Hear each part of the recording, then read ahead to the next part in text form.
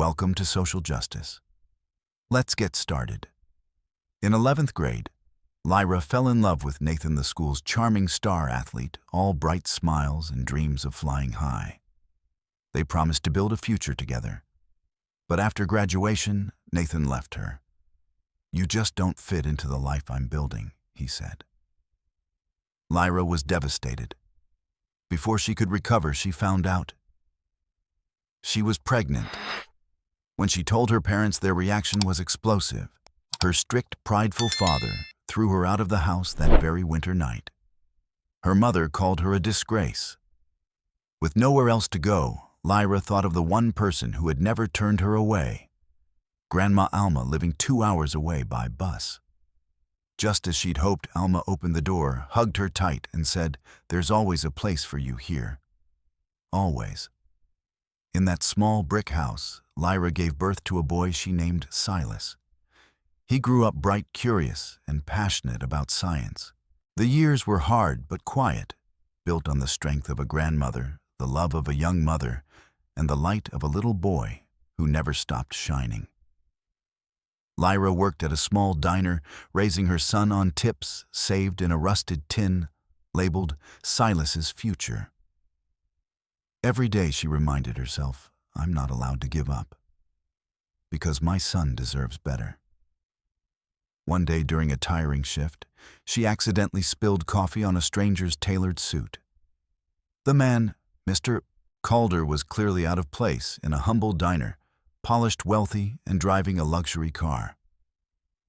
Lyra panicked and rushed home, digging through her closet for her late grandfather's old blazer to offer as a replacement. But instead of being angry, Mr. Calder laughed. That moment sparked something. He began showing up, not flashy but sincere. His attention was gentle, patient. And slowly, Lyra began to trust again.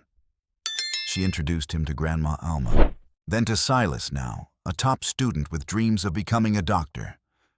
One day, Calder didn't propose with a ring. He simply placed an envelope on the table and said, "Read it." Inside, an official letter. Silas had received a full medical scholarship to a prestigious university thanks to Calder's quiet help. Lyra was speechless. A few days later, she handed Calder a box. Inside was a custom-made velvet-collared suit jacket, an exact replica of the one he wore long ago. She said through tears, "Thank you for seeing me, for believing in me, and for loving my son like your own." Calder smiled wide. She nodded. "Yes, I will." Years passed. Dr. Silas Reyes became a respected surgeon. One emergency case brought him back to his hometown. The patient was an elderly man with a deep abdominal scar.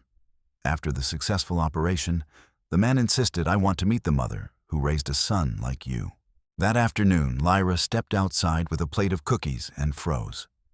Face to face with the man on her porch was her biological father, over 2 decades later. Silas looked between them. "Mom, do you know him?" Lyra's eyes filled with tears. "Silas, this is your grandfather." Time stood still. Her parents broke down in tears. They apologized, held her, begged for a chance to make things right. Lyra didn't respond immediately, but she invited them in, poured tea, and said quietly, "Saying sorry is the first step. Forgiveness takes time. You don't need to be born into a perfect family. You just need one person who never gives up on you. If you believe love can heal the past, if you've ever been rejected but chose to keep walking forward, then Lyra and Silas's story was written for you. Leave a comment if you've ever cried from being abandoned, or been quietly lifted up by someone in your darkest hour. And if you still believe in second chances for family, for kindness, or for a brand new life, like, share, and subscribe to Interesting Stories. Together, we'll keep telling the stories that deserve to be heard. See you in the next one.